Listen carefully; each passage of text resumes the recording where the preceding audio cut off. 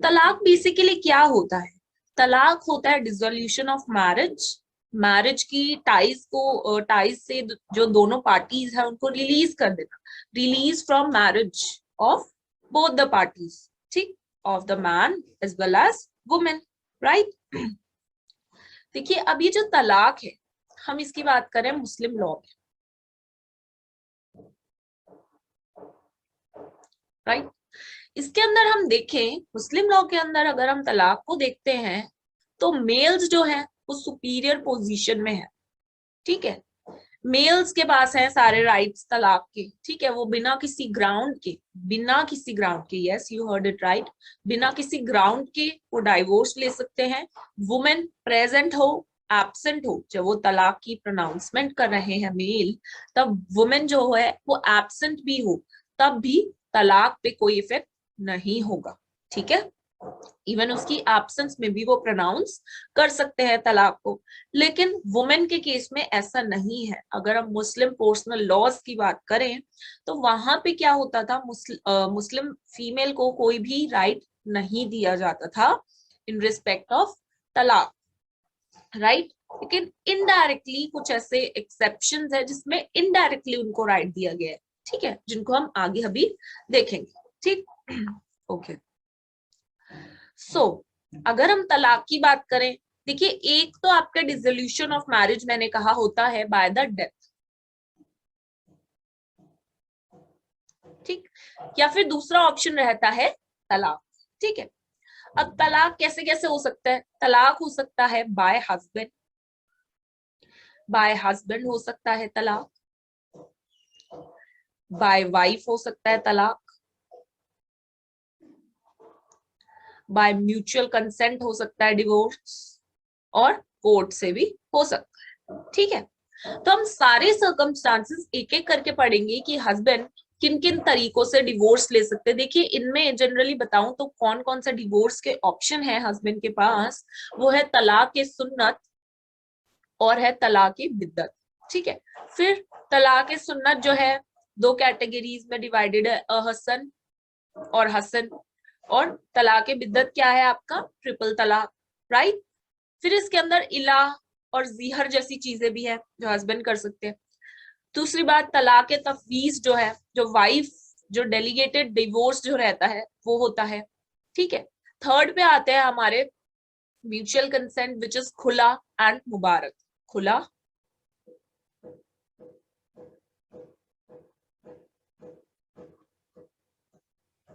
और कोर्ट की क्या पोजीशन है, कोर्ट से कब वुमेन जो है डिवोर्स ले सकती है, कैसे ले सकते हैं, ठीक है, वो हम at the end of this lecture देखेंगे, ठीक है। ओके जो हमारे लिए सबसे ज्यादा इंपॉर्टेंट है वो है ये तलाक बिद्दत, जो कि क्या है, ट्रिपल तलाक, ठीक है। क्योंकि इसकी पोजीशन कस्टमरी लॉज में कुछ और थी, लेकिन अभी प्रेजेंट के हिसाब से देखें हम तो इसकी पोजीशन बहुत चेंज हो गई है अब, राइट। इसको अनकॉन्स्टिट्यूशनल डिक्लेयर कर दिया है कोर्ट ने, ठीक है। तो हम इसको देखेंगे, ठीक। तो फाइनली हम एक एक करके सारी चीजों को देखते हैं, ठीक है। सबसे पहली बात तो हमने ये तो बता दिया, हस्बैंड डिवोर्स दे सकता है, वाइफ दे सकती है, म्यूचुअल कंसेंट से हो सकता है, बाय कोर्ट हो सकता है। लेकिन तलाक के लिए कैपेसिटी क्या होनी चाहिए पार्टीज की, वो भी जानना जरूरी है। तो स्टूडेंट्स तलाक के लिए जो पार्टीज हैं वो साउंड माइंड के होने चाहिए,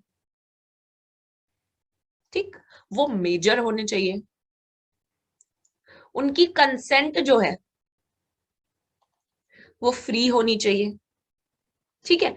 इवन तलाक जो है वो ओरल भी हो सकते हैं, ठीक है। और कैपेसिटी एसेंशियल्स मैं कहूंगी, बल्कि इसे अभी जो हम डिस्कस करें this was all about the capacity, ठीक है। सॉरी, जो एसेंशियल्स है वो है कंसेंट, ओरल, ओरल जो है आपका तलाक हो सकता है, ठीक। दूसरी बात आपका विटनेस होना चाहिए, जैसे कि हमने देखा शिया में, ठीक। शिया में मैंने आपको बताया था जब हम मैरिज का कॉन्सेप्ट कर रहे थे कि ये at the time of marriage witness नहीं मांगते, at the time of divorce ये रिक्वायर करते हैं विटनेस को। तो ये इंपॉर्टेंट बात यहाँ पे भी आ जाती है कि एट द टाइम ऑफ तलाक विटनेस होनी चाहिए और ओरल भी हो सकता है तलाक, ठीक है। दूसरी बात जो इशू रहता है इंटॉक्सिकेशन, ठीक है। नशे की अवस्था में दिया गया तलाक वैलिड तलाक है या नहीं है, इन जनरल सुन्नी कहता है, इन जनरल सुन्नी कहता है कि ये वैलिड है, और शिया कहता है कि ये वॉइड है। ठीक है। ऑल दो इस पे एक केस लॉ हुआ था, जिसको हम आगे जब चीजें डिटेल में देखेंगे तब हम इसको डिस्कस करेंगे, पर अभी के लिए आपके लिए जानना जरूरी है कि क्या असेंशियल्स है एक मुस्लिम लॉ में तलाक की। तो पार्टीज मेजर माइंड की होनी चाहिए, मेजर होना चाहिए, जो साउंड माइंड की होनी चाहिए, सॉरी, मेजर होनी चाहिए पार्टीज। कंसेंट जो है फ्री होना चाहिए उसका, इवन ओरली भी तलाक हो सकता है। और शिया जो है वो इसमें रिक्वायर करते हैं विटनेसेस को। ठीक है। और इंटॉक्सिकेशन की हालत में जनरल, इन जनरल सुन्नी कहता है कि इट इज अ वैलिड तलाक, और शिया कहता है इट इज अ वॉइड तलाक। ठीक है। आई होप इसमें तो कोई डाउट्स नहीं होंगे किसी को। If you have any doubt you can write in the chat box itself. Do you have any doubts?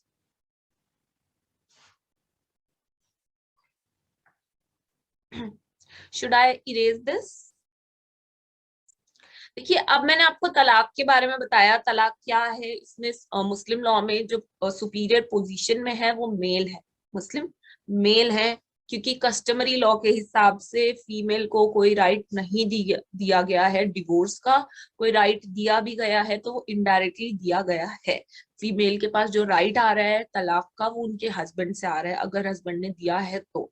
Otherwise husband ने राइट नहीं दिया तो वाइफ जो है तलाक नहीं ले सकती। तो इन जनरल अगर हम देखें तो कस्टमरी लॉज में, मुस्लिम कस्टमरी लॉज में फीमेल को कोई भी राइट नहीं दिया गया है डिवोर्स का। सारे के सारे राइट्स जो है मेल के पास ही है। लेकिन 1939 का हमारे पास एक एक्ट है जिसके अंदर वाइफ के पास भी ग्राउंड्स आ जाते हैं डिवोर्स के। ठीक है, वो हम आगे देखेंगे। ठीक है। बट कस्टमरी लॉज की बात करें तो मेल के पास ही सारे राइट्स हैं डिवोर्स के। वुमेन के पास, जो मुस्लिम वुमेन है उसके पास कोई भी ग्राउंड्स नहीं है, कोई भी राइट्स नहीं है डिवोर्स के। राइट। तो ये कुछ जनरल बातें थी, असेंशियल्स थे। ये बात हो गई हमारी कैपेसिटी की, और ये कुछ असेंशियल्स थे ऑफ अ वैलिड तलाक। ठीक है। देखिए, अगर हम बात करें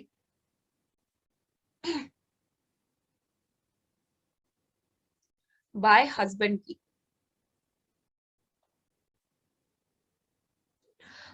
तो बाय हस्बैंड स्टूडेंट्स, मैंने आपको दो तरीके के तलाक बताया, तलाक के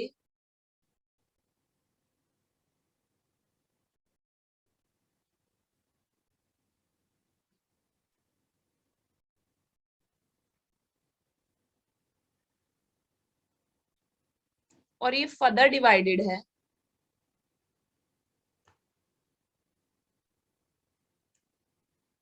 ठीक। और इसको हम ट्रिपल तलाक कहते हैं।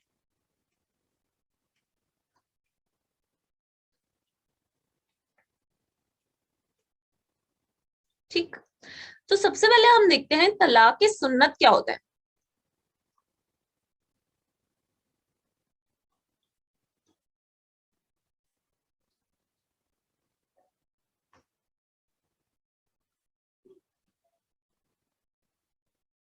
इसके अंदर दो तरीके के तलाक है। सबसे फर्स्ट है ये जो मैंने आपको ए और बी दो कैटेगरीज लिखी हुई हैं। तो सबसे पहले हम हसन की बात करते हैं और हसन की बात करेंगे फिर उसके बाद। ठीक है। अहसन हम देखते हैं सबसे पहले क्या होता है। ठीक है। स्टूडेंट्स, आप बताना चाहोगे मुझे व्हाट इज अहसन? ये हमने जब ओवरव्यू किया था मैंने आपको बताया था सारी चीजें, अहसन और हसन क्या होता है। You can just unmute your self and speak up. Ma'am, under son type, the pronouncement of talaq is made in a single sentence during the period of tuhar. ठीक है। तुहर होता क्या है? Ma'am, it is a duration during which wife is not menstruating. ठीक है। देखिए, इसमें जो मेन चीज है मुस्लिम लॉ में, जो एक चीज है जो आप तलाक में बार बार पढ़ोगे, विच इज तूहर पीरियड। अब ये तूहर पीरियड होता क्या है? ठीक है, जो आप बार बार पढ़ोगे दैट इज तूहर। टू हर वो पीरियड होता है जिसमें एक वुमेन जो है फ्री होती है फ्रॉम हर मेंसुरेशन साइकिल, ठीक है, जब she is free from her mensuration cycle, जब वो फ्री होती है मंथ के उस पीरियड को टू हर पीरियड कहा जाता है, ठीक है। देखिए बेसिकली बाय हस्बैंड है ये डिवोर्स, ठीक है। अगर हम हस्बैंड की बात करें तो मुस्लिम लॉ में हम क्या क्या नोटिस करते हैं कि जो हस्बैंड है वो दे सकते हैं तलाक, ओरली दे सकते हैं, जिसके अंदर कोई पर्टिकुलर वर्ड्स, ऐसा नहीं है कि कुछ पर्टिकुलर वर्ड्स दिए गए हैं आपको वही बोलना है, तो कोई पर्टिकुलर वर्ड्स नहीं है, बस जो वो बोल रहे हैं, जो हस्बैंड जिनकी इंटेंशन है तलाक देने की, जो बोल रहे हैं उनके वर्ड्स कोई पर्टिकुलर डिफाइंड नहीं है मुस्लिम लॉ में कि आपने ये बोलना है, नो, बल्कि उनकी इंटेंशन जो है, जो वो बोल रहे हैं तलाक देने के लिए, वो क्लियर होने चाहिए और कोई डाउट नहीं होने चाहिए उनके वर्ड्स में, ठीक है। तो कोई पर्टिकुलर वर्ड्स नहीं है, there are no particular words, but जो वर्ड्स बोले जा रहे हैं वो क्लियर होने चाहिए, कोई एम्बिग्यूटी नहीं होनी चाहिए, क्लियरली दिख रहा होना चाहिए उसके अंदर, क्लियर एंड अंडरस्टूड होना चाहिए कि ही इज टॉकिंग अबाउट तलाक, ठीक है। अगर वर्ड्स में कोई एम्बिग्यूटी होती है या डाउट होता है तो उसको तलाक नहीं माना जाता, जैसे कि अगर वो तलाक दे रहे हैं तो वो सीधा बोलेंगे that I want to give you talaq, I am giving you तलाक, लेकिन अगर वो बोल रहे हैं मैं होना चाहता हूँ, अलग हो जाऊंगा अगर तुम ऐसे नहीं करोगे, तो ये तलाक थोड़ी है, ठीक है। तलाक दे रहे हैं तो क्लियर और अंडरस्टूड होनी चाहिए बात that he is talking about the तलाक, अदरवाइज कोई डाउट है, कोई एम्बिगिटी है तो उसको कंसीडर नहीं किया जाता एज अ वैलिड तलाक, उसको तलाक नहीं माना जाता। तलाक दे रहे हो तो वर्ड्स क्लियर और अंडरस्टूड होना चाहिए आपके वर्ड से दैट वो तलाक दे रहे हैं, ठीक है। अब ऐसा नहीं है कि अगर मैं ओरल बोल रही हूँ तो ओरल है, रिटर्न नहीं होता, रिटर्न जो होता है उसको हम बोलते हैं तलाकनामा, उसमें क्या होता है जो आपने ओरली जो बातें बोल दी तलाक की उसको एज अ डॉक्यूमेंटेशन भी रिकॉर्ड कर लिया जाता है, जिसको बोला जाता है तलाकनामा, ठीक है, जिसको बोला जाता है तलाकनामा। देखिए अब बात हो रही है रिटर्न तलाक। देखिए शिया लॉ इस पे कहता है, शिया कहता है जब हमने आपको ओरल का बोल रखा है तो आप रिटर्न का क्यों दोगे, बस सिर्फ एक्सेप्शनल सर्कमस्टांसेस में ही शिया लॉ में रिटर्न जो तलाक है वो दिया जा सकता है। अब आप खुद लॉजिकली सोचिए क्या एक्सेप्शंस होंगी जिसमें कि रिटर्न तलाक को अलाउ किया जाएगा, जिसमें मेल जो होगा डेफ होगा, डेफ, ठीक है, डेफ डम, एक पार्टी डेफ है या जो पार्टी दे रही है बोल नहीं सकती, ठीक है। तो इन केसेस में जो रिटर्न जो है वो अलाउ किया जाएगा शिया लॉ में, ठीक है, we are talking about Shia only, ठीक है, ओके। तो ये कुछ जनरल बातें थी कि हस्बैंड जो है बोल के तलाक दे सकते हैं, ओरली तलाक दे सकते हैं, कोई पर्टिकुलर वर्ड इसके लिए फिक्स नहीं है, वो जो वर्ड बोल रहे हैं बट क्लियर होने चाहिए, अंडरस्टूड होना चाहिए। अब ये नहीं है कि हमने ओरल बोल दिया तो सुन्नी लॉ तो इस पे कुछ नहीं कह रहा, लेकिन शिया लॉ कह रहा है कि हमने ओरल बोल रखा है, ओरल ही दो, अगर किसी को रिटर्न तलाक देना है तो वो हम सिर्फ एक्सेप्शनल केसेस में अलाउ कर रहे हैं जिसमें पार्टीज जो है डेफ है या डम है, तो उसमें ही हम अलाउ कर रहे हैं रिटर्न, अदरवाइज जनरली हम अलाउ सिर्फ ओरल वाले को ही करते हैं, ठीक है।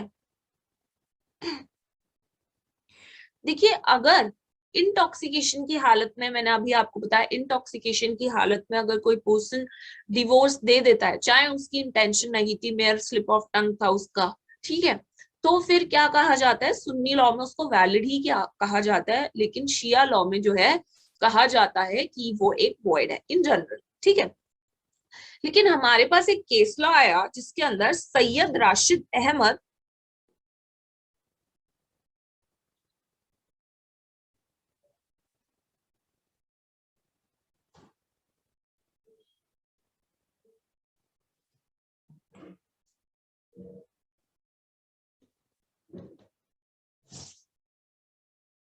सैयद राशिद अहमद वर्सेस अनीसा खातून, इस केस में कोर्ट ने हेल्ड किया कि जो डिवोर्स प्रोनाउंस किया जाता है किसी कंपल्जन में और मेयर स्लिप ऑफ टंग की वजह से, वो वैलिड तलाक ही होता है under Sunni law, under Sunni law, ठीक है।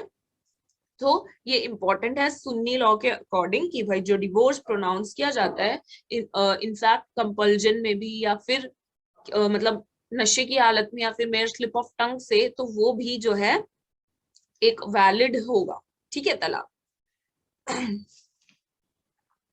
लेकिन शिया लॉ में इसका उल्टा, जैसे मैं आपको बता सकती हूँ, नशे की हालत में अगर किया गया जो भी तलाक है वो एकदम वॉइड तलाक है, ठीक है।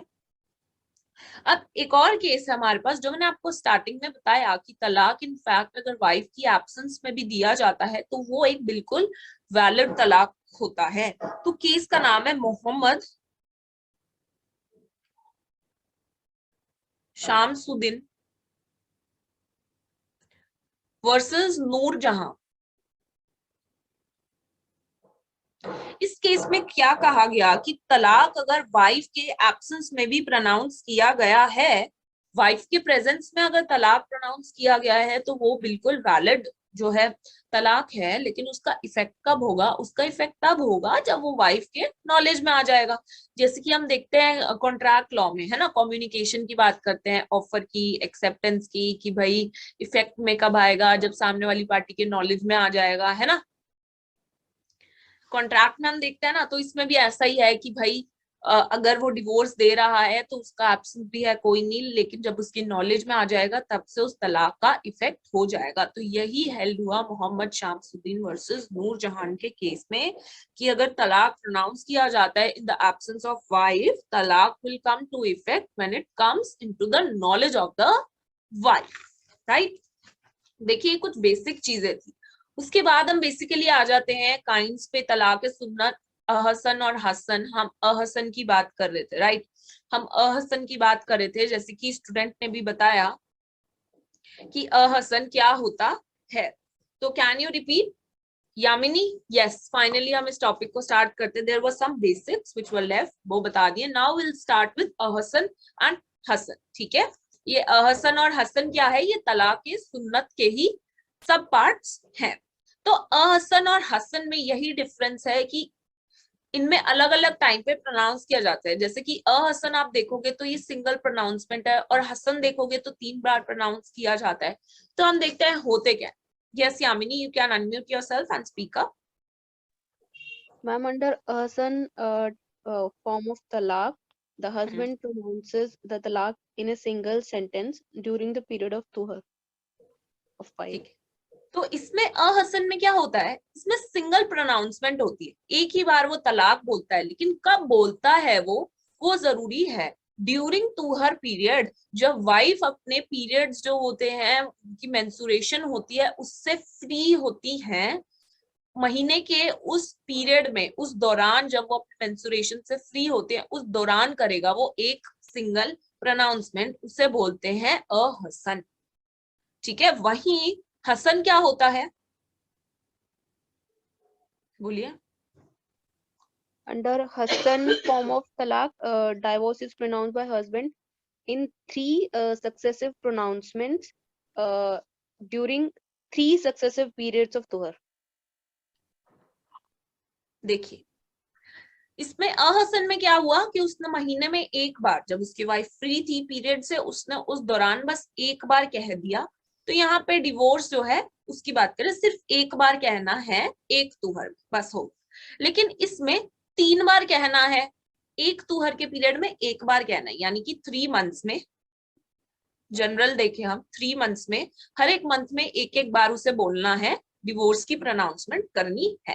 लेकिन हर महीने 3 महीनों तक वो हर महीने एक एक बार जो है प्रोनाउंस करेगा, ऑफ तलाक प्रोनाउंसमेंट करेगा तलाक की। लेकिन वो कब करेगा? हर महीने उस पीरियड में करेगा, टू हर पीरियड में करेगा, जब उसकी वाइफ फ्री होगी फ्रॉम द मेंसुरेशन, फ्री होगी फ्रॉम द मेंसुरेशन, हर महीने उस टाइम के दौरान जो है वो एक प्रोनाउंसमेंट करेगा, लगातार 3 महीने उसे करनी होगी, ठीक है। इतनी सी बात समझ आई। प्रोनाउंसमेंट इसमें एक बार होती है एक टू हर पीरियड में, इसमें जो है 3 बार होती है 3 टू हर पीरियड में, ठीक है। अब देखिए ये जो दोनों डिवोर्स है, जो दोनों तलाक है, ये रेवोकेबल है, इसे रेवोक किया जा सकता है। लेकिन ये नहीं है कि तलाक देने के बाद आपको जब मन करे जब आप रिवोक कर रहे हो। नहीं, कुछ टाइम दे रखा है कि अभी तक, इस पीरियड तक, इस लाइन तक ये जो डिवोर्स है ये रिवोक हो सकता है, उसके बाद ये डिवोर्स रिवोक नहीं हो सकता, ये इररिवोकेबल बन जाएगा। ठीक है, देखिए आपने एक प्रोनाउंसमेंट कर दिया, कब? जब वो महिला तुहर पीरियड में थी तब आपने प्रोनाउंस कर दिया, इसके बाद वो महिला काटेगी इद्दत पीरियड। ठीक है, तो इद्दत पीरियड के खत्म होने तक, इद्दत पीरियड के खत्म होने तक आपने अपनी गलती को रियलाइज कर लिया। ठीक है, रियलाइज कर लिया या उसके साथ फिजिकल रिलेशन जो है बना लिए, तो ये जो डिवोर्स है ये रिवोक हो जाएगा, ये खत्म हो जाएगा, इसका कोई भी इफेक्ट फिर नहीं होगा। लेकिन इस लाइन के गुजरते ही, चाहे आपने अगले दिन भी, इस लाइन के गुजरने के अगले दिन ही, अगले क्षण भी आपने ये किया, ठीक है, अपना भाई मैरिज जो है उसको बचाने की कोशिश की, तो वो नहीं बचेगी, आपको फिर हलाला की जो प्रोसीजर है उसमें जाना पड़ेगा और फिर आपको रीमैरी करना पड़ेगा। ठीक है, तो ये लाइन है, इसके बाद 1 मिनट बाद भी कुछ नहीं हो सकता, वो फिर इर्रेवोकेबल बन जाएगा। हो गया है तलाक तो हो गया, उसका इफेक्ट हो जाएगा। अगर आपको रिवोक कराना था तो इस लाइन के पहले आप रिवोक करा सकते थे, क्योंकि जब तक वो इर्रेवोकेबल था। अगर यहां तक आपने फिजिकल रिलेशन बना लिया, कभी भी आपने प्रोनाउंसमेंट कर दी तुहर पीरियड के दौरान, वहां से लेकर जब तक ये इद्दत पीरियड खत्म नहीं होता तब तक का आपके पास इतना टाइम था, इतने सारे टाइम के बीच में आपने बीच में कभी भी फिजिकल रिलेशनशिप बनाया होता तो आपका ये जो है रिवोक हो जाता, तलाक, तलाक का कोई भी इफेक्ट नहीं होता फिर। ठीक है, और इस लाइन के बाद अगर आप करना चाहेंगे तो कुछ नहीं हो सकता, क्योंकि वो तलाक अब इर्रिवोकेबल बन गया है। ठीक है, इतनी सी बात आप याद रखना। तो ये इद्दत पीरियड तक, during till the completion of iddat period ये रेवोकेबल है, उसके बाद एक बार इद्दत पीरियड खत्म हो गया तो वो इररेवोकेबल बन जाता है। लेकिन वहीं हम हसन की बात करें तो हसन कब तक रिवोकेबल होता है? देखिए हसन में यहाँ पे बोला इद्दत पीरियड तक, यहाँ पर बोला गया है टिल द थर्ड प्रोनाउंसमेंट, तीसरी प्रोनाउंसमेंट तक आपका रिवोकेबल है। 3 महीनों का टाइम है भाई, बीच में हो सकता है आपने पहली प्रोनाउंसमेंट करी लेकिन उसके बाद जो है आपने फिजिकल रिलेशनशिप बना लिया, या दूसरी प्रोनाउंसमेंट करी उसके बाद फिजिकल रिलेशनशिप बना लिया, तीसरी प्रोनाउंसमेंट तक आपके पास भाई 3 महीने का टाइम दिया तो गया है रिवोकेबल का। आप बीच में कभी भी कॉन्ज्यूमेट करके, ठीक है, फिजिकल रिलेशनशिप बना के इसको खत्म कर सकते थे, लेकिन एक बार तीसरी प्रोनाउंसमेंट का टाइम गया तो तब आपका इररिवोकेबल हो जाता है डिवोर्स, उसके बाद आप रिवोक इसे नहीं करा सकते, उसका इफेक्ट हो जाएगा। ठीक है, आपके पास 3 महीने का टाइम था, आपने बीच में जब भी फिजिकल रिलेशनशिप बनाया होता तो आपका रिवोक हो जाता। अदरवाइज दैट यहाँ पे एक बार लगाया, इसके बाद आपका जो है तलाक इररिवोकेबल हो जाता है, इसके बाद आप रिवोक नहीं करा सकते।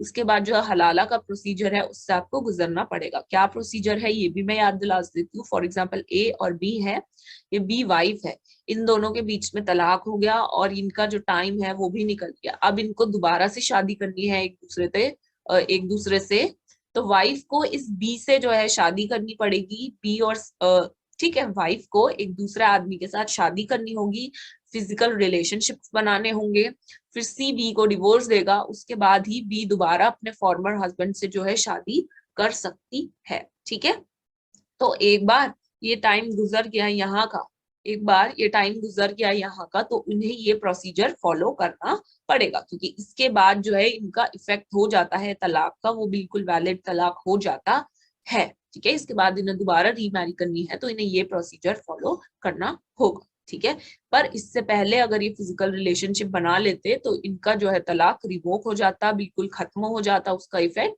तो उन्हें इस प्रोसीजर से गुजरने की कोई जरूरत नहीं पड़ती तब। ठीक है, आई होप हसन और हसन में कोई भी डाउट नहीं होगा। देखिए हाँ, एक पॉइंट इसके अंदर है गया, अभी तो तुहर पीरियड तो हमें तब पता चलेगा जब जो वाइफ होगी उसको पीरियड्स आते होंगे, उसको मेंसुरेशन होती होगी। लेकिन कभी कभी कुछ लेडीज होती हैं जिनको जो है मेंसुरेशन नहीं होती है, तो उनके में तुहर पीरियड निकालेंगे कैसे? देखो अब उनको मेंसुरेशन होती ही नहीं है, तो तुहर पीरियड निकालने की जरूरत ही नहीं है, वो हमेशा ही फ्री रहती है मेंसुरेशन साइकिल से। तो महीने के किसी भी टाइम पे आप बोल दो, ठीक है, यानी कि 30 डेज में आप एक बार प्रोनाउंसमेंट कर दो। इन केस वाइफ काफी ओल्ड है या फिर उसको किसी प्रॉब्लम की वजह से पीरियड्स नहीं होते हैं, ठीक है, तो उनकी बात की गई है। आई होप इतना क्लियर होगा, कोई भी डाउट नहीं होगा। ठीक है, दूसरा टाइप ऑफ डिवोर्स हमारे पास दे रखा है तलाक बिद्दत। यस, कोई बता सकता है व्हाट इज तलाक बिद्दत?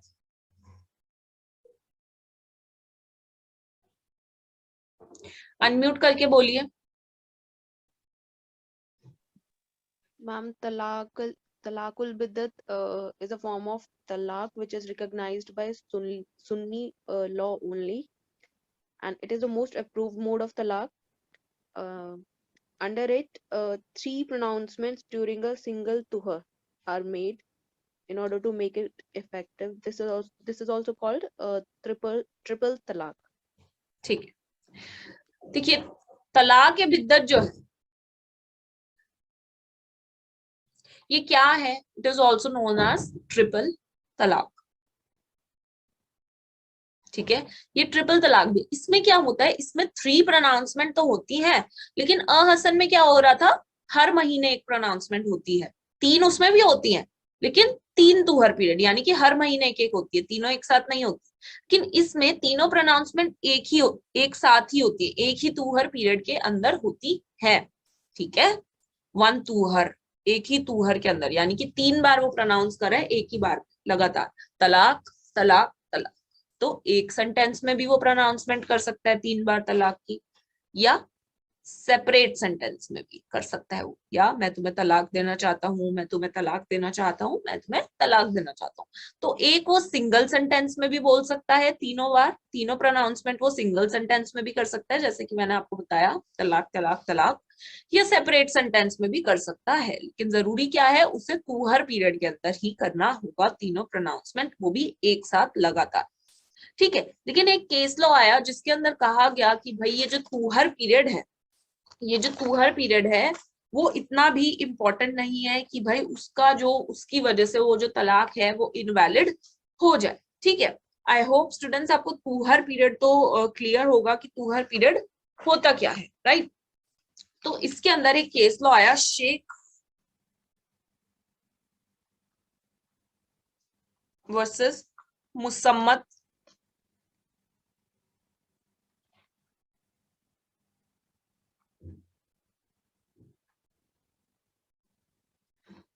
ठीक। तो इसमें कहा गया कि जो तलाक बिद्दत है, यानी कि ट्रिपल तलाक है, ये वैलिड है even if it is pronounced during wife's mensuration period. Wife के मेंसुरेशन पीरियड के तहत भी अगर ट्रिपल तलाक 3 बार प्रोनाउंसमेंट कर दी है, तुहर पीरियड के अंदर नहीं की गई है, जो तुहर पीरियड के अंदर नहीं की गई, यानी कि कब, जब वुमेन जो है अपने मेंसुरेशन साइकिल पे है, जब महीने के जिस दौरान उसे मेंसुरेशंस हो रहे हैं, अगर उन दिनों में भी 3 बार प्रोनाउंस कर दिया है तलाक के लिए, तो वो एक वैलिड हो, ठीक है, वो एक वैलिड तलाक होगा इवन। ठीक है, वैसे तो क्या कहा गया है कस्टमरी लॉ में कि भाई एक तुहर पीरियड के अंदर ही आप बोलोगे, एक तुहर पीरियड के अंदर ही आप बोलोगे। तुहर पीरियड यानी कि कब, जब वो महिला फ्री होगी अपने मेंसुरेशन से, तब आप बोल सकते हो। लेकिन केस लॉ में कहा कि भाई अगर तुहर पीरियड के अंदर नहीं बोला, यानी कि जब महिला को मेंसुरेशन हो रहा है उस दौरान भी अगर कहा गया है, तो ये जो तलाक बिद्दत है, ये जो 3 प्रोनाउंसमेंट की गई है, ये जो तलाक है, ये बिल्कुल वैलिड तलाक है। ठीक है, अब देखिए, जैसे कि मैंने आपको बताया था तलाक सुन्नत जो है, दोनों तलाक उसके अंदर जो है वो रेवोकेबल है, उसके लिए कोई टाइम लिमिट्स दिए गए हैं। लेकिन तलाक बिद्दत जो है ये रेवोकेबल नहीं है, ये इररेवोकेबल है। ठीक है, इसके अंदर रेवोकेबल का कोई भी टाइम नहीं दिया, जैसे ही आपने बोला आपका तलाक हो गया, so it is immediate and irrevocable. ठीक है, it is immediate and irrevocable. ठीक है, पार्टीज को अगर रीमैरी करना है उन्हें वही फिर हलाला का प्रोसीजर फॉलो करना पड़ेगा, जो कि मैंने अभी आपको एबीसी का प्रोसीजर बताया था ना, वही उन्हें फॉलो करना पड़ेगा। ठीक है, और ये बिफोर 2017 का जो इनके कस्टमरी लॉज थे बेसिकली उनकी बात करें, प्रेजेंट सिचुएशन अलग है। अब ये जो ट्रिपल तलाक है ये अनकॉन्स्टिट्यूशनल हो गया है। शायरा बानो का केस आया था, उसके बाद से ये अनकॉन्स्टिट्यूशनल डिक्लेयर कर दिया था सुप्रीम कोर्ट ने। लेकिन पहले की जो सिचुएशन थी वो भी जानना इंपॉर्टेंट है हमारे लिए, ठीक है। तो ये बिफोर 2017 की पूरी पिक्चर चल रही है कि ट्रिपल तलाक होता है और क्या होता है कि 3 प्रोनाउंसमेंट करनी होती है, वो भी एक सिंगल टूहर पीरियड में, ठीक है। और लगातार होंगी, या तो एक ही सिंगल सेंटेंस में कर दोगे या सेपरेट सेंटेंस में कर दोगे। इसका इफेक्ट इमीडिएट होता है और इरेवोकेबल होता है। अगर पार्टीज को दोबारा रीमैरी करना है एक दूसरे के साथ तो उन्हें हलाला का जो प्रोसीजर है उसको फुलफिल करना पड़ेगा। ऑल्सो ये जो ट्रिपल तलाक है इसको रिकॉग्नाइज बिफोर 2017 ऐसा नहीं है कि इंडियन जुडिशरी इसे रिकॉग्नाइज नहीं करा था, इसका इम्प्लीमेंटेशन इसको इन्फोर्स भी करा रहा था इंडियन जुडिशरी और रिकॉग्नाइज भी कर रहा था इंडियन जुडिशरी, ठीक है। इतनी सी बात क्लियर है।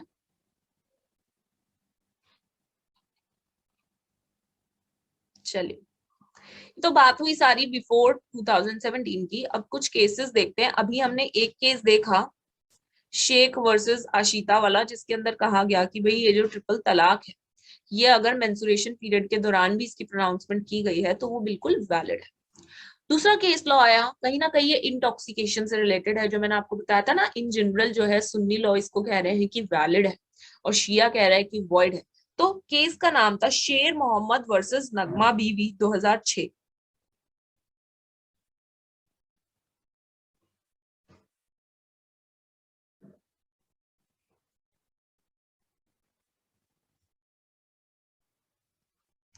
इस कोर्ट में क्या क्या हुआ, इस कोर्ट कह रही हूँ, इस केस में क्या हुआ था कि भाई जो कपल था, जो मेल था, उसने क्या किया, इंटॉक्सिकेशन में, नशे की अवस्था में जो है प्रोनाउंसमेंट कर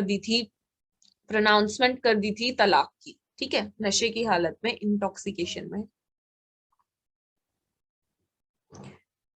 इंटॉक्सिकेशन में उसने जो है तलाक की जो है प्रोनाउंसमेंट कर दी थी, ऑल्दो उसका इंटेंशन नहीं था, लेकिन उसने जो है इंटॉक्सिकेशन की अवस्था में था, उसने तब ये डिक्लेयर प्रोनाउंसमेंट कर दी थी। लेकिन जब उसे होश आया तो उसने रियलाइज किया कि उसने गलती कर दी है, उसने क्या कर दिया है। बट जैसे कि मैंने आपको बताया, ट्रिपल तलाक तो जैसे ही कह देते हैं इमीडिएट उसका इन्फोर्स हो जाता है, इमीडिएट होता है, इरेवोकेबल होता है, फिर हलाला करना पड़ता है। लेकिन इस केस में क्या हुआ, वो जो कपल था उसको, आदमी को गलती अपनी रियलाइज हो गई तो वो होश में आया। तो भाई उसने कहा, वो दोनों तो एक साथ रहना चाहते थे, पर जो मुस्लिम कम्युनिटी है उन्होंने फोर्सफुली, क्योंकि उनके तो कस्टमरी लॉज है ना कि भाई एक बार ये हो गया तो हो गया, आपको फिर हलाला करना पड़ेगा, अदरवाइज आपका तलाक हो गया। तो मुस्लिम कम्युनिटी ने उन दोनों कपल को जो है फोर्सफुली अलग कर दिया। तो ये जब केस जो है सुप्रीम कोर्ट के पास गया तो कोर्ट ने हेल्ड किया कि भाई फोर्सफुली ऐसा कोई भी नहीं कर सकता, ठीक है। Forcefully no one can forcefully separate them, कोई भी उन्हें फोर्सफुली सेपरेट नहीं कर सकता। और ये जो डिसीजन है ये सबके लिए है, ये सभी रिलीजन के लिए हम बोल रहे हैं कि किसी कपल को आप फोर्सफुली ऐसे अलग नहीं कर सकते। और उन्होंने कहा, क्योंकि मुस्लिम कम्युनिटी ने उन्हें फोर्सफुली अलग किया था ना, तो कोर्ट ने कहा फोर्सफुली आप अलग नहीं कर सकते, and we all should behave in a civilised manner, हम सभी को एक सिविलाइज्ड मैनर में बिहेव करना चाहिए। देखिए, एक तरीके से हम कह सकते हैं सुप्रीम कोर्ट ने अपनी इंटेंशन ट्रिपल तलाक को लेकर 2006 में ही दिखा दी गई थी, क्योंकि जो वर्डिंग्स है कि we all should behave in a civilised manner, जो इच्छा है कपल की, हम उन्हें फोर्सफुली अलग नहीं कर सकते, we want to stay together, ठीक है। ये बात इस केस के अंदर हेल्ड हुई थी, ठीक है। अब देखिए, बिफोर 2017 का हमने काफी ज्यादा पढ़ लिया है, अब देखते हैं आफ्टर 2017 क्या हो, ठीक है। तो जो हमारा लीडिंग केस है इसके अंदर,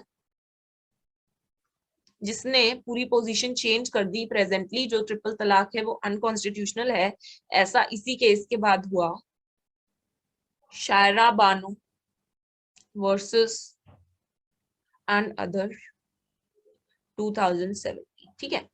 देखिए, ये केस आया कोर्ट के अंदर, जिसके बाद ये जो ट्रिपल तलाक है ये अनकॉन्स्टिट्यूशनल डिक्लेयर कर दिया सुप्रीम कोर्ट ने। और इसके बाद एक्ट बना दिया गया, the Muslim women protection of rights on marriage act 2019, जिसके अंदर अगर किसी ने ट्रिपल तलाक किया तो ये क्रिमिनल ऑफेंस होगा।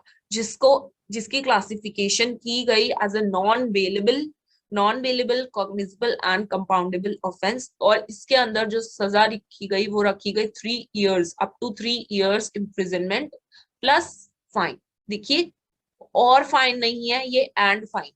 ठीक है, तो आपको ये इंपॉर्टेंट है, याद रखना। ठीक है, बिल का नाम मैं बता देती हूँ फिर से, the Muslim women protection of rights on marriage act 2019। इस बिल के अंदर ये जो ऑफेंस है ये नॉन बेलेबल रखा गया,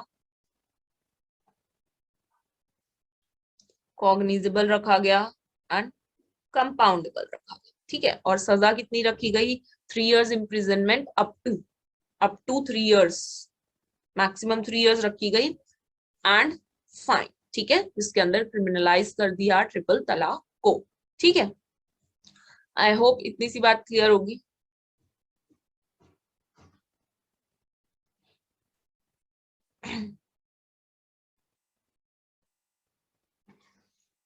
कोई डाउट है तो आप लिख सकते हो चैट बॉक्स के अंदर, आई एम वेटिंग। देखिए, अब हमने देखा तलाक सुन्नत क्या होता है, तलाक उल सुन्नत क्या होता है, तलाक बिद्दत क्या होता है। ठीक है, ये सब चीजें हमने देख ली। अब इसके सिवा भी 2 चीजें और हैं जो हस्बैंड के पास रेमेडीज रहते हैं। क्या? इला, जीहर। इला एंड जीहर, इसको मैं इरेज कर देती हूँ कि हम कर चुके हैं। एक हमने पढ़ा तलाकुल सुन्नत, तलाक बिद्दत। ठीक है, अब हम देखते हैं इला और जीहर क्या होते हैं। थर्ड इज इला,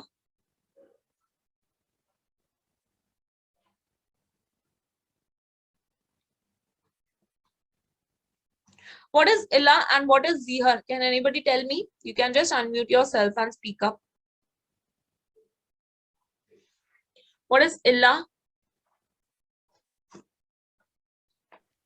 Ma'am, under ILA, form of divorce. सबसे पहले कैपेसिटी की बात करते हैं। कैपेसिटी क्या रहती है इसके अंदर?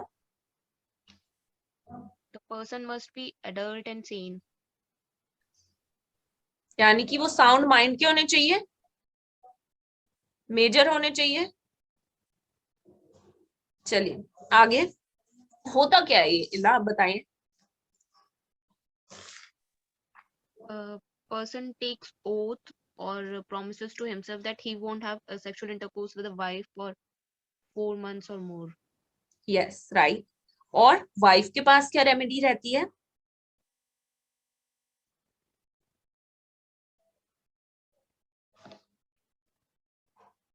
वाइफ अगर कोर्ट चली जाती है अगेंस्ट द इला, तो हस्बैंड क्या करेंगे फिर? चलिए, उसके पास तो कोर्ट का रेमेडी है, वाइफ चली जाती है कोर्ट, तो हस्बैंड क्या कर सकते हैं?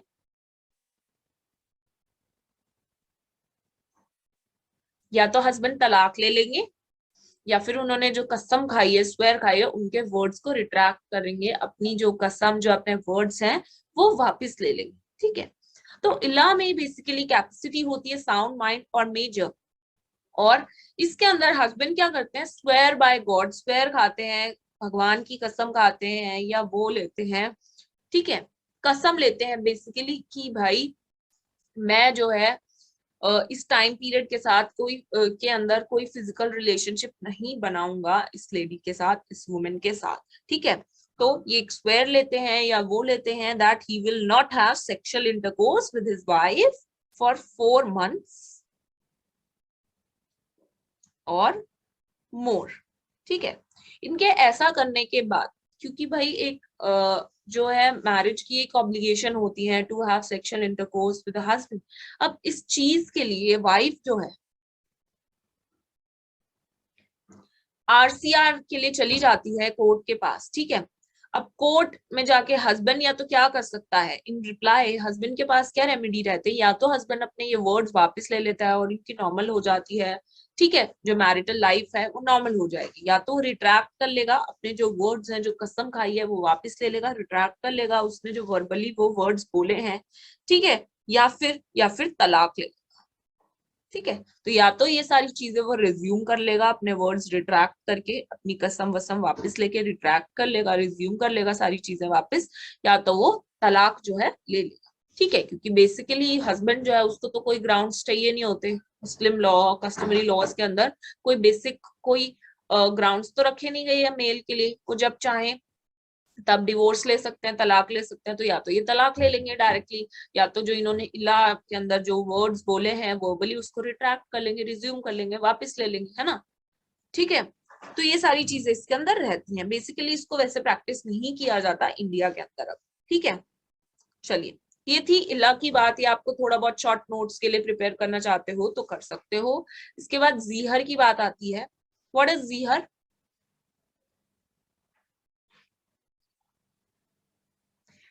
What is here? You can unmute yourself and speak up. Under it, a husband compares his सबसे पहली wife बात तो with. कैपेसिटी की करेंगे। Ma'am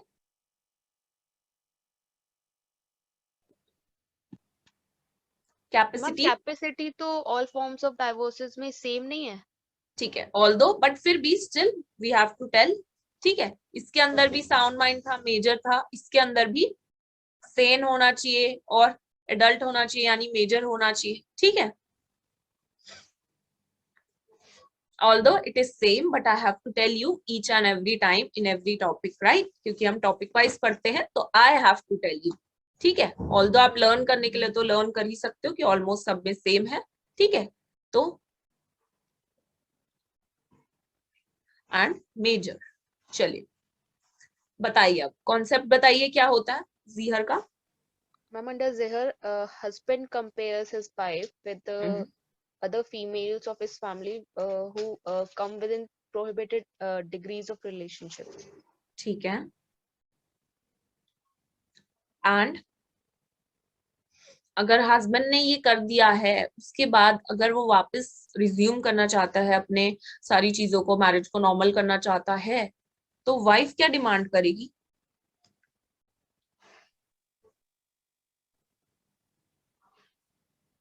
To free 60 slaves.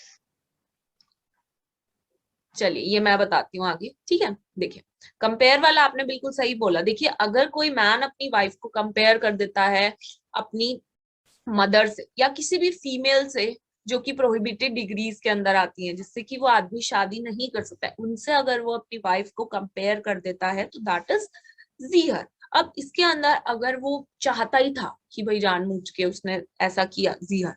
ठीक है, दूसरी बात, अगर वो चाहता है अब कि नॉर्मल हो जाए, तो उसकी वाइफ जो है, देखिए सबसे पहली बात तो उसने जीहर ये जो चीज है कर दी है, तो वाइफ मना कर सकती है to have sexual intercourse with me. ठीक है भाई, तूने अपने मेरे को बहन बोला है तो ठीक है, I will not have sexual intercourse with you.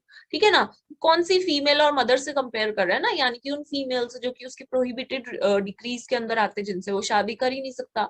तो वाइफ के पास पहला राइट तो यही है कि she can refuse to have sexual intercourse with him.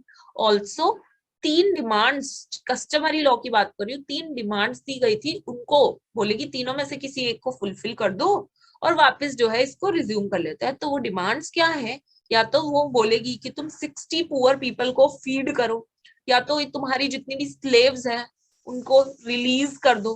ठीक है, या फिर 2 मंथ्स का तुम फास्ट रखो, 2 मंथ्स का तुम फास्ट रखो। ठीक है, और वाइफ क्या कर सकती है? वाइफ कोर्ट भी जा सकती है।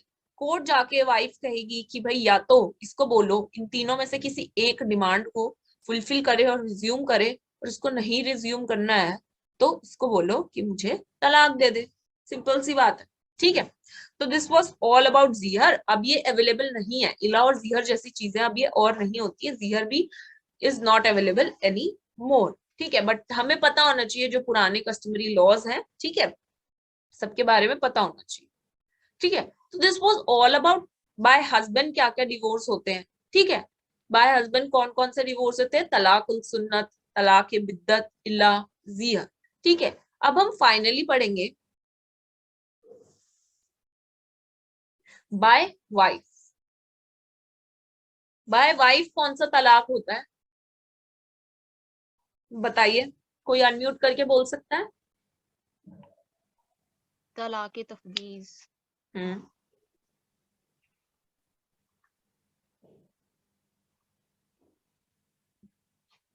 होता क्या है इसमें? Ma'am, it is a delegate. It is also known as delegated divorce. Under it, the husband gives power to the wife to divorce herself and to get separated from the husband. देखिए, अब ये मैंने आपको कहा था जब हम starting में पढ़ रहे थे कि वाइफ के पास कोई भी राइट नहीं रहता है डिवोर्स का, लेकिन ये एक इनडायरेक्ट राइट है। अभी भी देखिए, वाइफ के पास कोई राइट नहीं है डिवोर्स का। उसके पास राइट कब आता है? जब उसके हस्बैंड ने उसे वो राइट दिया। क्या राइट दिया? कि तुम मेरे से डिवोर्स ले सकती हो। तो ये राइट भी हस्बैंड नहीं दिया। ऑल्दो तलाक तफवीज बाय वाइफ ने, लेकिन उसे राइट तलाक देने का हस्बैंड नहीं दिया है। अगर हस्बैंड ने ऐसा कोई राइट नहीं दिया तो उसके पास तलाक का भी राइट नहीं होता। देखिए, इसके अंदर बेशक वाइफ जो है तलाक दे रही है, लेकिन यही माना जाता है कि हस्बैंड ही वाइफ को तलाक दे रहे हैं। प्रिज्यूम यही किया जाएगा कि हस्बैंड ही तलाक दे रहे हैं, क्योंकि इसके अंदर तलाक का राइट हस्बैंड ने ही दिया है वाइफ को। फॉर एग्जाम्पल, अगर कोई हस्बैंड कहता है कि अगर मैंने तुम्हें मेंटेन नहीं किया तो तुम मुझे डिवोर्स दे देना, तो ऐसा एग्रीमेंट हस्बैंड और वाइफ के बीच में बिल्कुल एक वैलिड एग्रीमेंट है। तो अब क्या हो गया? राइट आ गया वाइफ के पास। अब वो जो तलाक देगी हस्बैंड को, वो एक वैलिड डेलीगेटेड डाइवोर्स यानी कि तलाक तफवीज होगा। ठीक है, तो ये जो मैंने आपको फैक्ट्स बताया, यही एक केस में हुआ। हामिदुल्लाह वर्सेस फैजू मिसा।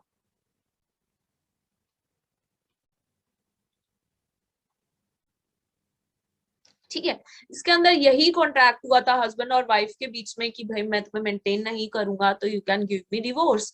ऐसा ही हुआ तो कोर्ट ने हेल्ड किया कि भाई हाँ, ये बिल्कुल वैलिड एग्रीमेंट है जो कि हस्बैंड और वाइफ के बीच में हुआ था। ठीक है, तो बस इतना ही है तलाक तफवीज, इसमें कुछ खास इंपॉर्टेंट ऐसा है नहीं। ठीक है, इसके बाद जो इंपॉर्टेंट चीज आ जाती है हमारे पास आती है, देखिए हमने अब हस्बैंड पढ़ा, बाय वाइफ पढ़ा, अब हम पढ़ते हैं म्यूचुअली कैसे डिवोर्स होता है, म्यूचुअल कंसेंट से। तो इसके भी दो तरीके के मैंने आपको बताया थे, ए इज खुला एंड बी इज मुबारक। ठीक है, खुला एंड मुबारक। तो खुला एंड मुबारक का भी आपको डिफरेंस पता होना चाहिए।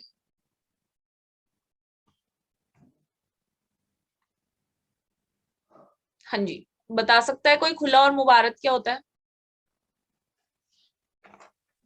Ma'am, under Khula, the wife purchases his right of divorce from the husband for consideration. ठीक है, तो इसमें बेसिकली क्या है, वाइफ ऑफर करती है हस्बैंड को कि तुम मुझे डिवोर्स दे दो। और सिर्फ ऑफर नहीं करती, ऑफर कैसे करती है? साथ में कंसीडरेशन लेके कि मैं तुम्हें इतना पैसा या कुछ भी इतना कंसिडरेशन दूंगी और तुम मेरे को खुला छोड़ दो, आजाद कर दो, मेरे को फ्री कर दो इस शादी से। तो वाइफ इसमें क्या करती है? ऑफर देती है हस्बैंड को विद कंसिडरेशन। जैसे ही हस्बैंड ने इसे एक्सेप्ट कर लिया, इसके ऑफर को, तो इसका इफेक्ट जो है आ जाएगा। देखिए, हस्बैंड ने एक्सेप्ट कर लिया, इफेक्ट हो गया वैलिड। ठीक है, तलाक हो गया। अब बाद में अगर वुमेन ने कंसीडरेशन देने से मना कर दिया, तो क्या ये इनवैलिड जो है खत्म हो जाएगा इफेक्ट इस तलाक का? नो।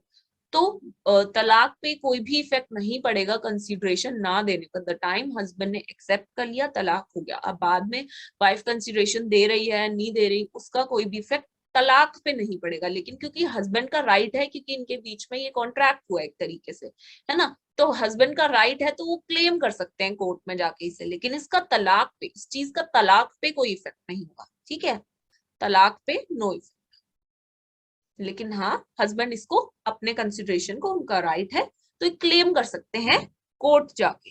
ठीक है, देखिए, लेकिन शिया लॉ में एक और चीज बता रखी। शिया में कहा गया है कि भाई अगर हस्बैंड ने एक्सेप्ट कर लिया, ठीक है, हस्बैंड ने एक बार एक्सेप्ट कर लिया तो ये इररेवोकेबल हो जाएगा। लेकिन लेकिन ड्यूरिंग इद्दत पीरियड अगर वाइफ ने अपना ये जो कंसिडरेशन है ये रीक्लेम कर लिया तो भाई वो रिवोक हो जाएगा, वो खत्म हो जाएगा। यानी कि इनडायरेक्टली यहाँ पे रिवोक करने का टाइम इद्दत पीरियड तक का दे रखा है कि इद्दत पीरियड के दौरान अगर वाइफ ने वापस मांग लिया अपना कंसीडरेशन तो डिवोर्स जो है उसका इफेक्ट खत्म हो जाएगा, ठीक है। लेकिन ये सिर्फ शिया लॉ के अंदर है। वहीं अगर हम मुबारत की बात करें तो देखिए, खुला में अंदर ऑफर कौन दे रही थी? वाइफ। और ऑफर कैसे दे रही थी? With consideration. तो मुबारत के अंदर either party can give offer. इसके अंदर ईदर पार्टी ऑफर दे सकती है, वाइफ भी दे सकती है और हस्बैंड भी दे सकते हैं। लेकिन खुला के अंदर सिर्फ वाइफ ऑफर दे रही थी। दूसरी बात, खुला के अंदर विद कंसिडरेशन है, यहाँ पे कंसिडरेशन जैसी कोई चीज नहीं है, यहाँ पे सिर्फ ऑफर एंड एक्सेप्टेंस की बात की गई है, ठीक है। ऑफर एंड एक्सेप्टेंस की ही बात की गई है। तो ये कुछ डिफरेंसेस हैं जो आपको लर्न करने हैं एग्जाम पॉइंट ऑफ व्यू से। ये काफी इंपॉर्टेंट टॉपिक है, खुला एंड मुबारत। इसके डिफरेंस तो आपको बहुत अच्छे से पता होना चाहिए। ऑल्सो ये जो शिया वाला जो कॉन्सेप्ट है खुला में, ये भी पता होना चाहिए, राइट। चलिए मैम, अंडर खुला and Mubarak form of divorce revocation कब हो सकता है, कब तक हो सकता है? हाँ जी, रिपीट कीजिए। मैम, खुला एंड मुबारक डाइवोर्सेस में रिवोकेशन कब तक हो सकता है? ठीक है, देखिए खुला और मुबारक जो है, मैंने आपको बताया कि इनका खुला में जैसे ही वाइफ ने ऑफर किया, वाइफ ने ऑफर किया कि मैं तुम्हें इतना कंसिडरेशन दूंगी, ठीक है, मैं तुम्हें इतना कंसिडरेशन दूंगी, और हस्बैंड ने इसे एक्सेप्ट कर लिया, तो उसी टाइम से इफेक्ट हो जाएगा। जिस टाइम इसने एक्सेप्ट कर लिया, इफेक्ट हो जाएगा, इररिवोकेबल हो जाएगा। लेकिन ये इन जनरल हम खुला की बात कर रहे हैं। लेकिन सुन्नी और शिया में अगर हम डिफरेंस करें तो शिया लॉ है, उन्होंने कह रखा है कि भाई हाँ ऐसा हो जाता है कि वाइफ ने ऑफर दिया, हस्बैंड ने एक्सेप्ट किया, तो हम मानते हैं कि इररिवोकेबल हो जाता है। लेकिन हमारे में क्या है, अगर वाइफ इद्दत पीरियड के अंदर, ये सिर्फ शिया की बात करी, हमारे में क्या है कि वाइफ अगर इद्दत पीरियड के दौरान रिक्लेम कर लेती है अपना कंसीडरेशन, तो ये जो तलाक है इसका इफेक्ट खत्म हो जाएगा, इसका इफेक्ट खत्म हो जाएगा, ये जो तलाक है ये कैंसल हो जाएगा, ठीक है। तो यानी कि अगर हम इसको इनडायरेक्टली देखें तो वो रेवोकेशन की ही बात कर रहा है, ठीक है, कि भाई इद्दत पीरियड तक रिक्लेम कर लिया तो वो रिवोक होने के चांसेस है, तलाक फिर कैंसल हो जाएगा शिया, ठीक है। लेकिन ये सिर्फ शिया के लिए बता रखा है, अदरवाइज यही बोल रखा है कि खुला अगर किसी ने एक्सेप्ट कर लिया, एक्सेप्ट करते ही वो इररेवोकेबल हो जाएगा, ठीक है। जनरली ऐसा ही होता है। लेकिन शिया में अपना अलग से बता रखा है कि इद्दत पीरियड के अंदर अगर क्लेम कर लेता है, ठीक है, समझ आ गया। चलिए ओके, आ गया, चार्ट में देख लिया मैंने। अब आगे चलते हैं। लियन,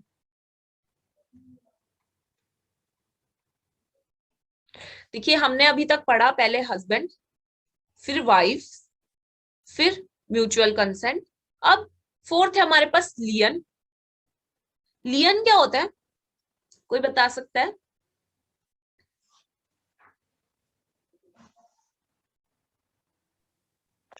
When husband made false charge of adultery on the wife. ठीक है, फॉल्स चार्ज ऑफ एडल्ट्री। इसमें प्रोसीजर क्या रहता है, अगर कस्टमरी लॉ की इनकी बात करें तो इसमें होता क्या है?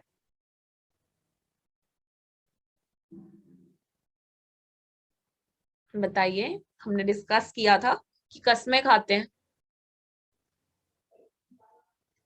याद आया कि भाई पहले वाइफ जो है, ठीक है, तो ये फॉल्स चार्ज ऑफ एडल्ट्री है। अब वाइफ बोलेगी हस्बैंड को कि भाई तुम स्वेर लो, गॉड की स्वेर लो, अगर तुम सच बोल रहे हो तो तुम भगवान की कसम खाओ, अदरवाइज तुम एडमिट कर लो अपनी गिल्टी कि तुम झूठ बोल रहे हो। तो हस्बैंड को स्वेर खिलाई जाती है, या तो हस्बैंड को खानी होती है तो वो स्वेर खा लेते हैं, अदरवाइज वो क्लेम अपनी जो गिल्टी है उसको एडमिट कर लेते हैं कि उन्होंने झूठा चार्ज लगाया था, ठीक है।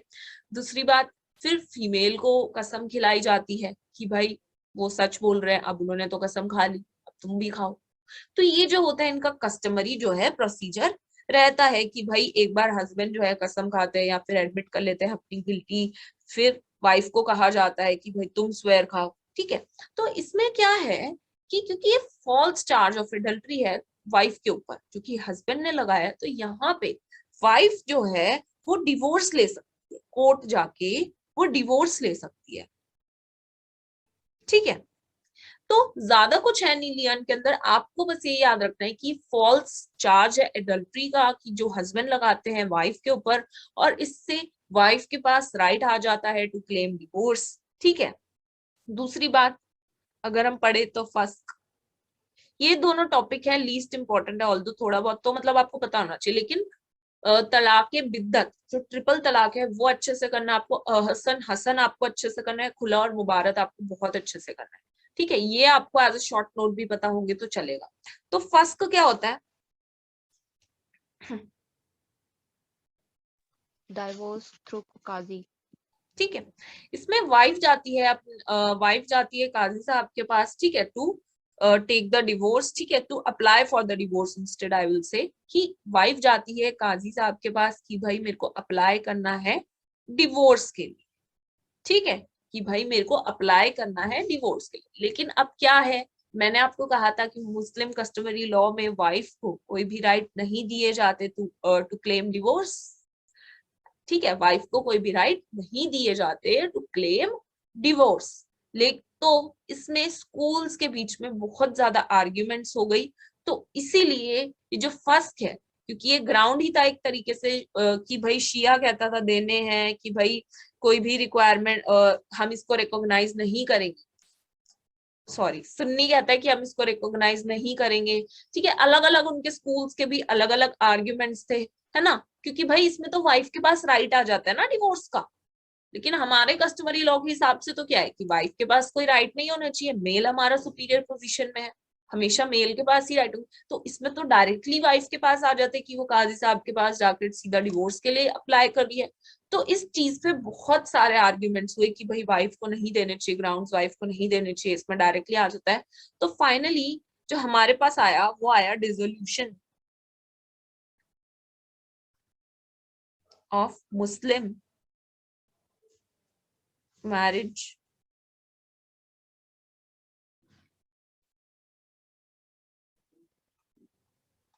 इसके अंदर क्या हुआ, इसके अंदर अब वाइफ को इन सारी आर्ग्यूमेंट्स को खत्म करने के लिए इसके अंदर वाइफ को ग्राउंड्स दे दिए गए। ठीक है, कि भाई इन इन ग्राउंड्स पे जो है ये जो वाइफ है, ये मुस्लिम वुमेन जो है ये डिवोर्स ले सकती है। तो ये अब फस्क की बात खत्म हो गई। जो भी इसके अंदर आर्ग्यूमेंट्स हो रहे थे कि सुन्नी कह रहा था हम इसको रिकॉग्नाइज नहीं करेंगे, ये नहीं करेंगे, शिया अपना अलग कह रहा था, अलग अलग स्कूल अपने अलग अलग कह रहे थे, तो ये जो आर्ग्यूमेंट्स थे ये यहाँ पे खत्म हो जाता है dissolution of Muslim marriage act 1939 के बाद, क्योंकि इसके अंदर बहुत सारे, छोटा सा ही है ये, ठीक है, इसके अंदर 4-5 सेक्शन ही आपको दे रखे हैं और उसके अंदर जो वाइफ का जो ग्राउंड्स है वो आपके बता रखे हैं। ठीक है, तो कोई बता सकता है इस एक्ट के बारे में कुछ? बताइए क्या था इस एक्ट के अंदर, क्या ग्राउंड्स दे रखे थे, कुछ भी आपको अगर कुछ भी पता हो। Ma'am, mainly 8 grounds were given and 9th ground was like residuary, हम्म जैसा कोर्ट को ठीक लगे, या मतलब जो मुस्लिम लॉ में कोई ग्राउंड रिकॉग्नाइज किया गया हो। हम्म क्या And ग्राउंड्स हैं, कौन से सेक्शन में ground दिए गए हैं? section 2, good.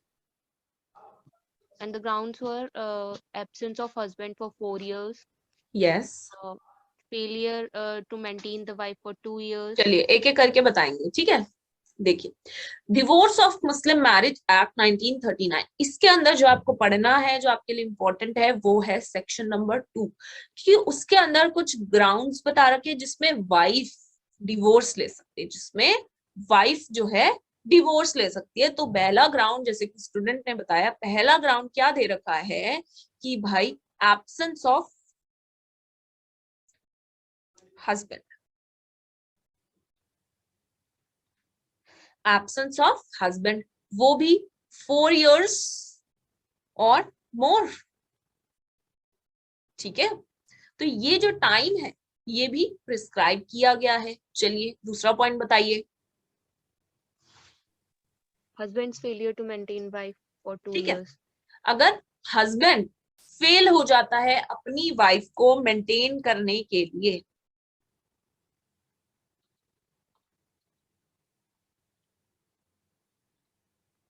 वो भी, इसका भी टाइम दे रखा है 2 years, और इसके अंदर जो है इंटेंशन बिल्कुल इररेलीवेंट है। इंटेंशन हो ना हो, आप गरीब हो गए हो, दैट डज नॉट मैटर। ठीक है, हाँ जी। Third point. Uh, अच्छा, इसके अंदर एक और केस लॉ है, 1 सेकेंड। इसके अंदर एक केस है by Fatima versus versus Munna Miraj. इस केस के अंदर क्या हुआ कि पहली बात तो वाइफ अलग रह रही है, बिना किसी ग्राउंड के रह रही है, उसका कोई इंटेंशन भी नहीं है वापस आने का। तो इस केस के अंदर वाइफ को कोई भी मेंटेनेंस नहीं मिलेगा। इस केस में वाइफ को कोई भी मेंटेनेंस नहीं मिलेगा, अलग रह रही है, बिना किसी ग्राउंड के रह रही है, उसका इंटेंशन भी नहीं है वापस आने का, तो अब तुम्हें कोई मेंटेनेंस नहीं मिलेगा। ठीक है, चलिए आगे चलते हैं। थर्ड पॉइंट बताइए।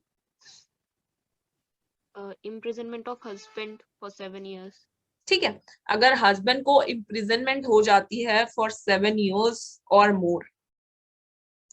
अब इसके अंदर जरूरी ये है कि जो इम्प्रिजनमेंट है ये फाइनल हो।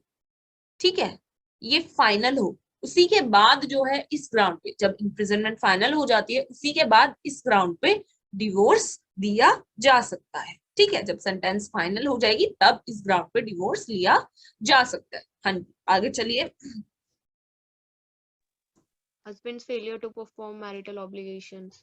ठीक है, देखिए कुछ मैरिटल ऑब्लिगेशंस होते हैं, उनको अगर फुलफिल नहीं करे विद इन पीरियड, बताइए। 3 years. ठीक है, विद इन 3 years अगर वो फुलफिल नहीं कर पाते, वो फेल हो जाते हैं मैरिटल ऑब्लिगेशन को निभाने से, तो इस ग्राउंड पे भी डिवोर्स लिया जा सकता है। ठीक है, आगे चलते हैं। Impotency of husband. ठीक है, fifth point is importancy of husband. 1 second, let me raise it all.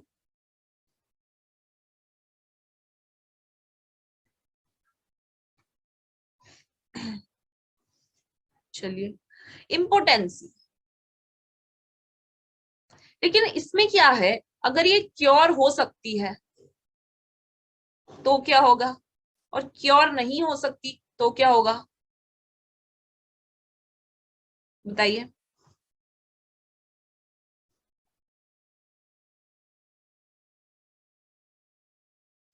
देखिए, if it can not be cured तो ये तो डायरेक्ट सी बात आ जाएगी, ऑब्लिगेशन हो जाएगा कोर्ट के ऊपर कि भाई देना ही पड़ेगा। लेकिन अगर ये क्योर हो जाता है तो 1 year का टाइम मिलेगा। ठीक है, 1 year का टाइम दिया जाएगा to just satisfy that you are cured. ठीक है, इस बात को सेटिस्फाई करने के लिए that it can be cured and it is cured, 1 year का टाइम पीरियड दिया जाएगा टू सेटिस्फाई। किस केस में, अगर वो क्योरेबल नेचर की है, वो क्योर हो सकती है। ठीक है, आगे। अगर उसको ये किसी बीमारी के कारण हो रहा है और वो जो उसकी बीमारी है वो जो है क्योर हो सकती है बेसिकली, तो 1 year का टाइम दिया जाएगा उसे। आगे चलिए, 6 पॉइंट।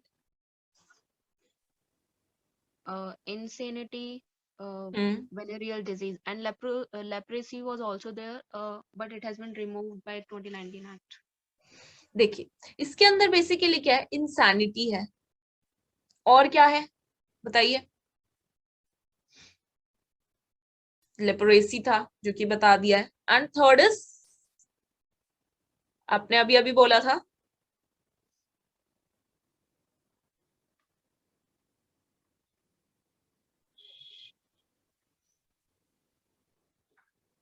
देखिए ये अब नहीं है, इंसैनिटी कम्युनिकेबल डिजीज है यानी कि कोई, तो वो भी इसके अंदर आ जाती है। एंड आगे चले तो बताइए।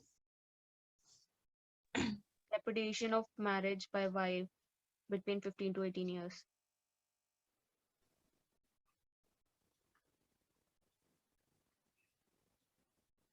लेकिन जरूरी क्या है? The marriage has not been consummated, even if it has been consummated, but it has been consummated without wife's consent, then also this ground is available to the wife. देखिए ये मैं आपको समझाती हूँ। देखिए लिखा गया है कि repudiation of marriage, marriage repudiate कराई जा सकती है 15 से 18 साल के बीच में बाय द वाइफ। ठीक है, वाइफ के द्वारा रेपुडिएट कराई जा सकती है। देखिए लिखा गया है कि कॉन्ज्यूमेशन नहीं होना चाहिए, इस पीरियड की बात की गई है। इस पीरियड के दौरान कॉन्ज्यूमेशन, फिजिकल रिलेशनशिप्स नहीं हुए होने चाहिए। ठीक है, अगर उसकी शादी, अगर वो माइनर होती है और उसकी शादी 15 साल से पहले कराई होती, 15 साल से पहले भी हो सकती है ना, जैसे कि लिखा गया है मेजोरिटी की एज क्या है, मैंने आपको बताया था कल भी कि 15 इयर्स एंड प्यूबर्टी। अगर फॉर एग्जाम्पल 12 साल की थी वो, उसको प्यूबर्टी अटेन उसने कर ली और उसकी शादी करा दी गई, उसके बाद अगर कॉन्ज्यूमेशन हुई, ठीक है, उसके बाद अगर 15 साल तक अगर कॉन्ज्यूमेशन हुई, तो that does not effect the right of wife. तो वो राइट, वाइफ के राइट को डिफीट नहीं करती ये चीज कि 15 साल से पहले उनकी कॉन्ज्यूमेशन हुई थी। ठीक है, लेकिन 15 से 18 साल के बीच में जो लिखा गया है वो ये लिखा गया है कि कॉन्ज्यूमेशन नहीं होना चाहिए। ठीक है, तो जो बेर एक्ट में जो लिखा गया है वो इस वाले पीरियड की बात कर रहे हैं, और इससे पहले अगर हुआ हो तो वो वाइफ के राइट पे कुछ भी इफेक्ट नहीं करता। इसके लिए हमारे पास एक केस लॉ भी है, गुलाम सकीना वर्सेस फलक शेर अल्लाह बख्श। फलक शेर अल्लाह बख्श।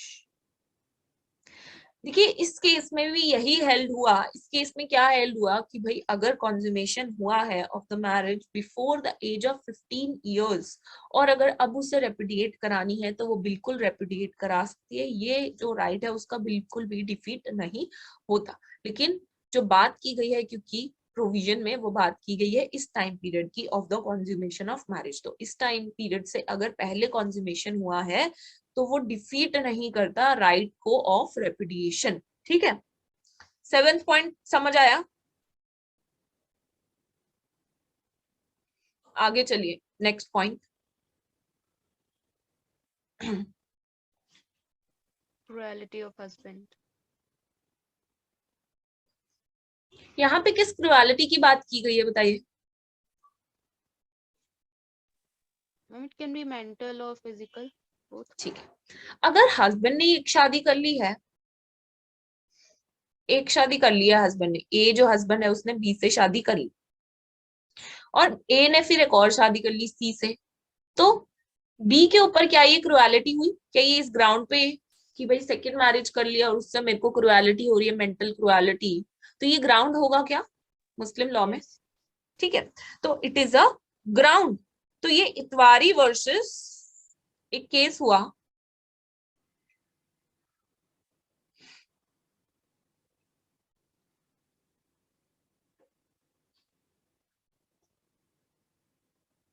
ठीक है, इसमें स्पेसिफिकली कह दिया कि भाई ये जो सेकंड मैरिज है ये भी एक तरीके की क्रुएलिटी है ऑन द फर्स्ट वाइफ, और वो इस ग्राउंड पे जो है, क्योंकि देखिए वो देख देख के रोज उनको मेंटल क्रुएलिटी हो रही है, तो ये ग्राउंड है क्रुएलिटी का, और ये जो केस है इसमें स्पेसिफिकली ये बात हेल्प कर दी गई। नाउ ठीक, अब जो 9th ग्राउंड है इस पे आते हैं। ठीक है, बताइए। Ma'am, ऐसा कोई ground which is recognized by Mohammedan law, for example, divorce by इला, जिहर, ठीक खुला है, मुबारत. तो देखिए ये सिंपल सिंपल हमारे पास है, ये हमको लर्न करने में कोई भी प्रॉब्लम नहीं होगी, क्योंकि हमने इससे पहले क्या किया हुआ है, हिंदू लॉ किया हुआ है। ऑल्दो हमने ये सारी चीजें उसके अंदर मिलती जुलती देखी हुई हैं कि भाई उसके अंदर भी अगर हमने क्रुएलिटी देखा था उसमें अलग से ग्राउंड नहीं था, लेकिन क्रुएलिटी में जो है ग्राउंड आता था, है ना। बहुत सारे ग्राउंड्स अलग से जो है डाल दिए गए थे, जैसे कि अभी मैंने आपको बताया यहाँ पे क्रुएलिटी में सेकंड मैरिज भी डाल दिया गया है।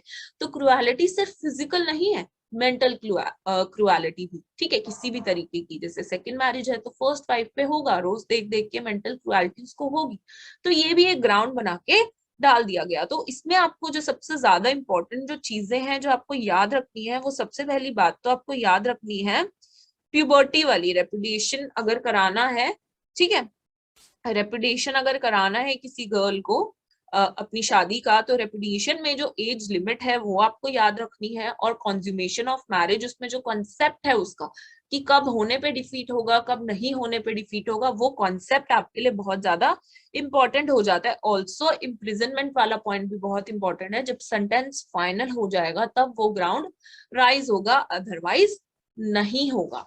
तो आज के लेक्चर को हम छोटा सा एक ग्राफ बना के छोटा सा एक ग्राफ बनाते हैं, ठीक है। तो हमने तलाक के बारे में बात की। तलाक क्या होता है? Dissolution of marriage. देखो, एक तो डिसोल्यूशन ऑफ मैरिज डेथ से ही हो जाता है कि भाई हस्बैंड की डेथ हो गई और फिर वाइफ जो है विडो हो गई, तो विडो वाला वो इद्दत पीरियड काटेगी और ऑटोमेटिकली डिसोल्यूशन ऑफ मैरिज हो जाता है डेथ पे। और दूसरा आता है तलाक। अब तलाक हमने पढ़ा कि कौन कौन दे सकता है, कि हस्बैंड तलाक दे सकते हैं, वाइफ तलाक दे सकती है, म्यूचुअल कंसेंट से जो है डिवोर्स हो सकता है, और कोर्ट के तरीके से डिवोर्स हो सकता है ना। हमने देखा कि जो हस्बैंड है किन किन तरीकों से तलाक दे सकते हैं। तलाक सुन्नत, जिसके अंदर हमने पढ़ा था अहसन और हसन। फिर हमने देखा तलाक बिद्दत, फिर हमने देखा इला, फिर हमने देखा जीहर, ठीक है। वाइफ के केस में हमने देखा तलाक तफवीज। म्यूचुअल कंसेंट के अंदर हमने देखा खुला एंड मुबारक, ठीक है। फिर बेसिकली कोर्ट के लिए हमने देखा जो है फर्स्ट जो था हमारा, उसके बाद हमने देखा डिसोल्यूशन ऑफ मैरिज एक्ट 1939, ठीक है। एक्ट के अंदर हमने सेक्शन 2 के अंदर बेसिकली बहुत सारे ग्राउंड्स देखे कि इन ग्राउंड्स पे जो महिला है, ठीक है, मैन तो है ही सुपीरियर पोजीशन में, वो तो तलाक ले ही सकता है, इनफैक्ट उसे तो ग्राउंड्स की भी जरूरत नहीं है मुस्लिम कस्टमरी लॉ में। लेकिन वाइफ को जो है कोई भी कस्टमरी लॉ में जो है राइट नहीं दिया गया था डिवोर्स लेने का, इसलिए फाइनली ये एक्ट बनाया गया और इसमें वाइफ को भी कुछ ग्राउंड्स दिए गए डाइवोर्स, ठीक है। तो आई होप स्टूडेंट्स आपको कोई भी डाउट नहीं होगा। जो इंपॉर्टेंट केस लॉज हैं ऑल्दो वो भी हमने देख लिए हैं, ठीक है। देखिए, जो आपके लिए मोस्ट इंपॉर्टेंट टॉपिक्स हैं वो है ये दीज टू, और आपको इसका सिर्फ और सिर्फ सेक्शन 2 है जो वो मोस्ट इंपॉर्टेंट है, वो आपने देखना है। और क्या देखना है आपको? तलाक की जो एसेंशियल्स हैं वो देखने आपने, ठीक है। तलाक के जो एसेंशियल्स हैं वो देखने हैं। अहसन और हसन के बीच का आपको डिफरेंस पता होना चाहिए, बिद्दत पता होना चाहिए आपको, यानी कि ट्रिपल तलाक, उसका पूरा सिनेरियो पता होना चाहिए। बिफोर 2017 क्या है, आफ्टर 2017 क्या है, कि भाई शायरा बानो केस आया, उसके बाद एक्ट बना दिया गया जिसके अंदर इसको क्रिमिनलाइज कर दिया गया, उसकी क्या क्लासिफिकेशन है, कितनी सजा रखी गई, ठीक है। तलाक तफवीज जो है, इसको मैं कहूंगी ये जो टॉपिक है ये आपको पता होना चाहिए एज अ शॉर्ट नोट के हिसाब से, आपको ये पता होना चाहिए ये दोनों टॉपिक्स। इनफैक्ट लियन और फस्क भी आपको शॉर्ट नोट की तरीके से आपको पता होना चाहिए, ठीक है। So this was all about the तलाक। जो हमारा टॉपिक है तलाक का, ये हमारा खत्म होता है आज। नेक्स्ट लेक्चर में हम न्यू